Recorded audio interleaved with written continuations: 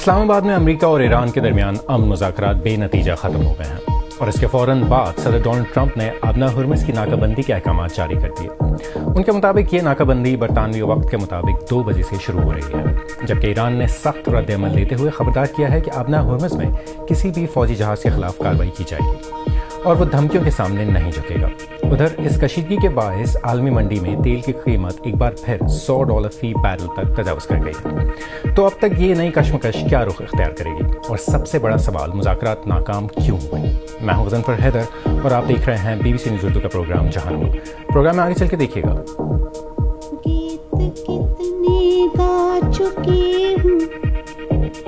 برصغیر کی نامور گلوکارہ جنہوں نے دہائیوں تک موسیقی کے شائقین کے دلوں پر راج کیا، انڈین لیجنڈ آشا بھوسلے فوت ہو گئی ہیں۔ آپ کو دکھائیں گے BBC کے ساتھ ان کا ایک یادگار انٹرویو۔ اور آرٹمس 2 کا عملہ چاند کا چکر لگا کر زمین پر پہنچ گیا ہے، لیکن مستقبل میں مزید مشن چاند پر بھیجنے کا منصوبہ تاکہ چاند پر مستقل بیس بنایا جائے۔ امریکی صدر ڈونلڈ ٹرمپ نے کہا ہے کہ امریکہ جلد ہی ان تمام جہازوں کی ناکہ بندی شروع کر دے گا جو آبنہ ہرمز میں داخل ہونے یا وہاں سے نکلنے کی کوشش کریں گے۔ پچھلے 2 دنوں میں ایران اور امریکہ تنازع میں کئی پیش رفت ہوئی ہیں۔ جمعے کے روز تک یہ غیر یقینی صورتحال برقرار تھی کہ امریکہ اور ایران کے درمیان مذاکرات ہوں گے بھی یا نہیں۔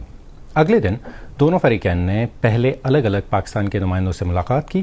اس کے بعد ایرانی اور امریکی مذاکرات کار آمنے سامنے بیٹھے اور 21 گھنٹے طویل مذاکرات کے باوجود واشنگٹن اور تہران کسی معاہدے تک نہ پہنچ سکے۔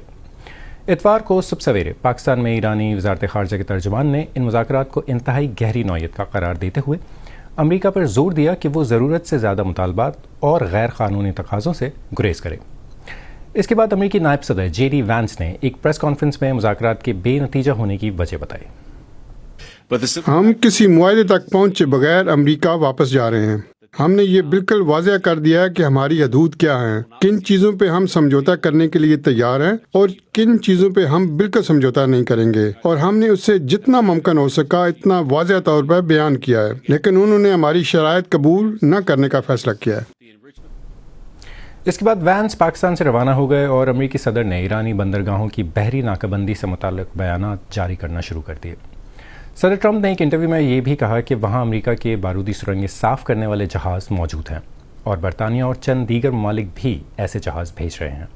تاہم برطانیہ نے اس بلاکیڈ یا ناکہ بندی کا حصہ بننے سے انکار کر دیا ہے۔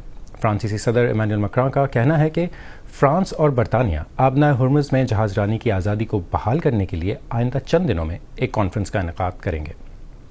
سوشل میڈیا پر ایک بیان میں انہوں نے کہا کہ یہ کانفرنس ان ممالک کے ساتھ مل کر منعقد کی جائے گی جو ایک پرامن کثیر القومی مشن میں حصہ لینے کے لیے تیار ہیں، جس کا ہدف آبنہ ہرمز میں عام درفت کی آزادی کو یقینی بنانا ہے۔ اسلام آباد مذاکرات کی ناکامی اور صدر ٹرمپ کے آبنہ ہرمز پر نیول بلاکیڈ یا بحری ناکہ بندی کے بارے میں بیانات کے بعد جو صورتحال سامنے آئی ہے، اس پر جو انوٹ کی یہ رپورٹ دیکھتے ہیں، جسے پیش کر رہے ہیں سمیت ککرو۔ یہ ایران کے سب سے طاقتور ہتھیاروں میں سے ایک بن چکا ہے، دنیا کی سب سے مصروف آبی گزرگاہوں میں سے ایک، آبنہ ہرمز۔ اب یہ باہری ناکہ بندی کے ذریعے بند کر دیا گیا ہے۔ صرف چند جہازی اندر یا باہر آ جا سکتے ہیں، جس سے عالمی معیشت کو مسلسل نقصان پہنچ رہا ہے۔ اسے دوبارہ کھلوانا ایران کے ساتھ ہونے والے مذاکرات میں امریکہ کے اہم مطالبات میں سے ایک تھا۔ وہ ایسا کرنے میں کامیاب نہیں ہو سکے اور ایسا لگتا ہے کہ اب انہوں نے ایک الگ طریقہ اپنایا ہے۔ صدر ٹرمپ نے سوشل میڈیا پر پوسٹ کیا کہ امریکہ آبنہ ہرمز میں داخل ہونے یا وہاں سے نکلنے والے تمام باہری جہازوں کی ناکہ بندی کا عمل شروع کرے گا۔ انہوں نے یہ دعویٰ بھی کیا کہ دیگر ممالک بھی اس ناکہ بندی میں شامل ہوں گے۔ امریکی فوج نے تصدیق کی ہے کہ وہ آج سے ایران کی بندرگاہوں کی ناکہ بندی شروع کر دے گی۔ آبنہ ہرمز کے حوالے سے بہت اچھی چیزیں ہو رہی ہیں۔ میرا خیال میں ایران کی حالت بہت خراب ہے اور وہ بہت مایوس ہے۔ ابھی یہ واضح نہیں ہے کہ اس ناکہ بندی پر عمل کیسے کیا جائے گا اور اگر کوئی اور ملک اس میں شامل ہوگا۔ یہ ایک انتہائی خطرناک حکمت عملی ہے جو مشکلات سے بھری ہوئی ہے۔ ایسا لگتا ہے کہ شاید مذاکراتی حکمت عملی کا حصہ ہے تاکہ ایران پر دباؤ بڑھایا جائے اور انہیں معاشی طور پر نقصان پہنچایا جائے۔ ظاہر ہے یہ ان کے لیے بہت اہم ہے۔ اس کے ساتھ ہی اس کا مقصد ایران کے شراکت داروں جیسے کہ چین پر بھی دباؤ ڈالنا ہو سکتا ہے۔ تہران میں تقریباً 40 دنوں کی مسلسل فضائی بمباری کے بعد اخبارات کے پہلے صفحے پر مذاکرات کی تصویر دیکھ کر لوگوں کو کچھ سکون ملے گا، چاہے یہ وہ سرخیاں نہ ہوں جو وہ دیکھنا چاہتے تھے۔ دوستشون واقعا با هم صلح کنن. مجھے واقعی امید تھی کہ وہ کسی معاہدے اور نتیجے پر پہنچ جائیں گے. اب تقریباً 45 دن ہو چکے ہیں اور میں لوگوں میں تناؤ دیکھ سکتی ہوں. ہمارا ملک اس کا حقدار نہیں ہے. میں چاہتی ہوں کہ ایرانی عوام خوش رہیں. ہر وہ چیز جو انہیں خوشی دے انہیں ملے. مجھے یہ بے یقینی کی کیفیت پسند نہیں ہے. اگر لوگ جنگ کے ذریعے اس کے حل سے خوش ہیں تو جنگ ہی ہونے دیں تاکہ ہمیں کوئی حتمی نتیجہ مل سکے. اس ملک میں بہت سے لوگ کہتے ہیں کہ وہ جنگ سے تھک چکے ہیں. ابھی یہ واضح نہیں ہے کہ ایران کی بندرگاہوں پر باہری ناکہ بندی سے دوبارہ لڑائی شروع ہونے کے امکانات کم ہوں گے یا زیادہ. اور اس بارے میں مزید بات کرنے کے لیے اس وقت آکسفورڈ برطانیہ سے میرے ساتھ موجود ہیں بین الاقوامی امور کے ماہر پروفیسر ڈاکٹر افتخار ملک. ڈاکٹر صاحب، پہلے تو یہ بتائیں کہ امریکہ اور ایران کے درمیان جو مذاکرات کی ناکامی ہوئی ہے اس کا سبب کیا ہے؟ آپ کیا سمجھتے ہیں؟ اس سارے سیناریو کو سم اپ کیا جا سکتا ہے ایک لفظ میں، مس کیلکولیشن.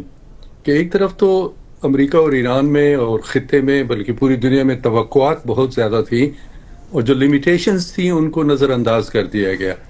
یہ چونکہ 47 سال سے یہ مسئلہ چل رہا ہے تو امریکہ اور ایران کے درمیان ڈائریکٹ کبھی نیگوسیشنز نہیں ہوئی ہے، اور چونکہ اب ہوئی ہیں ان کے لیے پراپر بیک گراؤنڈ ورک جو تھا وہ نہیں کیا گیا.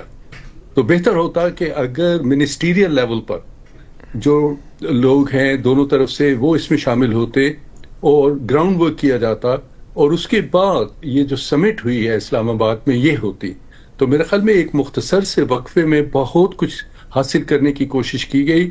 اور دونوں طرف سے مس کیلکولیشن تھی. امریکہ کی اپنی توقعات تھیں، انہوں نے ایران کو سمجھا کہ ایران کافی حد تک کمزور ہو چکا ہے، اور ایران کا یہ تھا کہ انہوں نے اس جنگ میں اپنے آپ کو سسٹین کیا ہے تو امریکہ سے کنسیشن لیں گے. تو اس لحاظ سے، اور پھر میرے خیال میں نتن یاہو کا جو رول ہے اسرائیلی پرائم منسٹر کا، وہ شروع سے سبورسو رہا ہے، اور لیبنان میں انہوں نے جس تشدد کا مظاہرہ کیا اس سے صورتحال اور گمبھیر ہو گئی. اچھا، امریکہ نے ایران کے لیے آبِ ہرمز کی ناکہ بندی کا اعلان کیا ہے. اس کا مطلب کیا ہے؟ ایران کو اس سے کیا نقصان ہوگا؟ میرے خیال میں وہ ایک اور پریشر پوائنٹ بنا رہے ہیں. اس میں ایران پہ بھی پریشر پڑے گا، اور دوسری طرف یہ ہے کہ جو ممالک اب تک صرف اسپیکٹیٹر سے تماشائی تھے وہ بھی کسی نہ کسی طرح انوالو ہوں گے، کوئی نہ کوئی رول ادا کریں گے. آپ نے آلریڈی خبروں میں بتایا کہ فرانس اور انگلینڈ، برٹن جو ہیں، یہ جلدی کانفرنس کر رہے ہیں جس میں 40 ممالک ہوں گے، اور چائنا کا رول بھی جو ہے وہ زیادہ ویزیبل ہوگا. اور ٹرمپ یہ سمجھتے ہیں کہ بجائے اس کے کہ ملٹری آپریشن دوبارہ شروع کیے جائیں، اس قسم کا پریشر ایران پہ کیا جائے اور ان سے مزید کنسیشنز لی جائیں. اچھا، پاکستان اب بھی جو ہے پر امید ہے کہ امن قائم ہو سکے گا. کیا مزید بات چیت کا کوئی امکان ہے؟ بہت ممکن ہے. اس کی وجہ یہ ہے کہ بہت سارے دنیا کے جو اپینین گروپس ہیں اور امریکہ کے اندر بھی اپینین گروپس ہیں وہ سمجھتے ہیں کہ مذاکرات کو جاری رکھا جائے. اور پاکستان میں بھی میرے خیال میں لوگ یہی کہہ رہے ہیں کہ یہ ایک پروسیس تھا اور یہ پروسیس ابھی شروع ہوا ہے، یہ ون آف نہیں ہے. تو میرے خیال میں یہ جو پازیٹیو ایٹیٹیوڈ ہے دنیا میں، پاکستان میں، یہ نیگوسیشنز کو ریزیوم کرنے میں کافی ہیلپ فل ہوگا. اچھا، امریکہ اور ایران کے پاس اب کیا راستے بچے ہیں؟ راستے تو یہی ہیں کہ یا تو یہ سٹیل میٹ چاہے، یہ زیادہ عرصہ نہیں چل سکتا کیونکہ اس سے صدر ٹرمپ کی جو داخلی پوزیشن ہے وہ کمزور ہو رہی ہے، اور سب سے بڑی بات یہ ہے کہ ورلڈ مارکیٹس جو ہیں وہ ری ایکٹ کر رہی ہیں، اور اس کا پریشر ایک بزنس مین پریزیڈنٹ یعنی صدر ٹرمپ پہ پڑ رہا ہے. اور ساتھ ہی ساتھ یہ ہے کہ یہ زیادہ عرصے تک صورتحال نہیں چل سکتی، اور ایونچولی ان کو نیگوسیشنز کے لیے ٹیبل پہ آنا پڑے گا، خواہ وہ پاکستان میں ہوتے ہیں یا کسی اور ملک میں ہوتے ہیں، لیکن ایونچولی ان دونوں پارٹیز کو نیگوسیشنز جو ہیں ان کو ریزیوم کرنا پڑے گا، اور گیو اینڈ ٹیک کی جو پالیٹکس ہے وہ کرے گی. لیکن ملٹری آپشنز کو بھی نظر انداز نہیں کیا جا سکتا کیونکہ صدر ٹرمپ کا جو ٹیمپرامنٹ ہے وہ بدلتا رہتا ہے. ڈاکٹر افتخار ملک، ہم سے بات کرنے کا بہت بہت شکریہ. اور اب ایک نظر ڈالتے ہیں دیگر اہم عالمی خبروں پر. 2 غیر سرکاری تنظیموں کی ایک مشترکہ رپورٹ میں کہا گیا ہے کہ ایرانی حکام نے گزشتہ سال 1600 سے زائد افراد کو سزائے موت دی، جو 1989 کے بعد سب سے زیادہ تعداد ہے. اس کا مطلب ہے کہ اوسطاً روزانہ 4 سے زیادہ پھانسیاں دی گئیں. رپورٹ میں خبردار کیا گیا ہے کہ ایران میں اس سال بھی اختلاف رائے کو دبانے کے لیے سزائے موت کے استعمال میں اضافہ کیا جا سکتا ہے. پوپ لیو افریقہ کے 10 روزہ دورے کے آغاز پر الجیریا پہنچ گئے ہیں، لیکن ان کا یہ پہلا بین الاقوامی دورہ امریکی صدر ڈونلڈ ٹرمپ کی سخت تنقید کی نظر بھی ہو سکتا ہے، جنہوں نے حال ہی میں انہیں کمزور اور انتہائی خراب قرار دیا تھا. امریکہ میں پیدا ہونے والے پوپ کا کہنا ہے کہ وہ ایران کے خلاف جنگ کی مخالفت میں بولتے رہیں گے. ان کا یہ دورہ تاریخ میں اب تک کسی بھی پوپ کا الجیریا کا پہلا دورہ ہے. ساتھ ہی ان کے دورے میں کیمرون، انگولا اور ایکوٹوریل گینی کے ممالک بھی شامل ہیں. بچوں کے تحفظ سے متعلق ایک ادارے کی تحقیق سے ظاہر ہوتا ہے کہ آسٹریلیا میں 16 سال سے کم عمر افراد کے لیے سوشل میڈیا پر عائد پابندی مؤثر ثابت نہیں ہو رہی. برطانیہ کی مولی روز فاؤنڈیشن نے 1000 سے زائد آسٹریلوی بچوں کا سروے کیا، جس کے نتائج سے یہ پتہ چلا کہ تقریباً 60% بچے وہی اکاؤنٹس استعمال کر رہے ہیں جو پابندی سے پہلے استعمال کرتے تھے. ٹیکنالوجی کمپنیاں کہتی ہیں کہ عمر کی درست تصدیق ایک مشکل عمل ہے. برصغیر کی موسیقی کی دنیا کا ایک ایسا نام جس کی آواز کئی نسلوں کے دلوں میں بس چکی ہے، آشا بھوسلے، جنہوں نے 7 دہائیوں سے زیادہ عرصے تک ہزاروں گیتوں کے ذریعے اپنی پہچان بنائی. آج ٹرینڈنگ میں ہم انہی کے بارے میں بات کریں گے.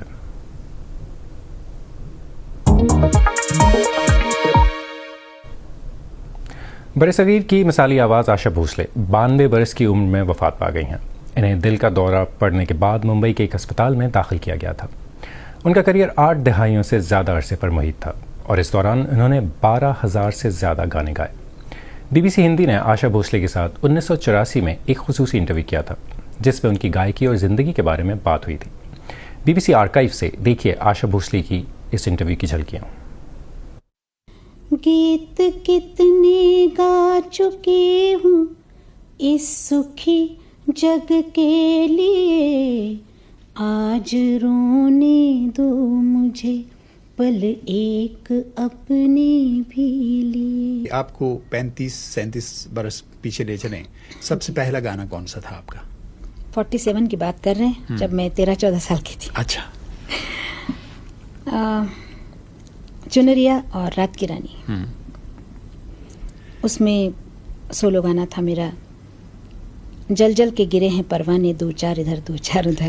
ذرا گا کر سنائیے اگر یاد آ رہی ہے ٹیون. اچھا. جل جل کے گرے ہیں پروانے، 2-4 ادھر 2-4 ادھر، یہ گانا تھا. اچھا جی، یہ ہنس راج جی بہل کی جی کی دھن پر رات کی رانی سے آپ گیتوں کی رانی بن گئیں. اس کے بعد آپ نے 20 سینکڑوں ہزاروں گیت گائے. اب تک کل کتنے گیت گائے ہوں گے؟ میں نے گن کے نہیں رکھا ہے. اچھا. لیکن مجھے اتنا معلوم ہے کہ میں نے بہت زیادہ گائے، کیونکہ میرے گانے کا ریشو بہت، مطلب 3 گانے 4 گانے، بلکہ EMI نے مجھے جب گولڈ ڈسک دیا ہے تب اس میں انہوں نے خود کہا ہے، مسٹر براؤن نے، کہ میرے دن کے 7 گانے میں نے گائے ہیں، یہ ریکارڈ ہے. ایک ایسی آواز جس نے نسلوں کو جوڑا اور ان کے گیت سرحدوں سے آگے زندہ رہیں گے. 8 دہائیوں تک گونجنے والی یہ آواز اب خاموش ہو چکی ہے، لیکن اس کی بازگشت ہمیشہ سنائی دیتی رہے گی.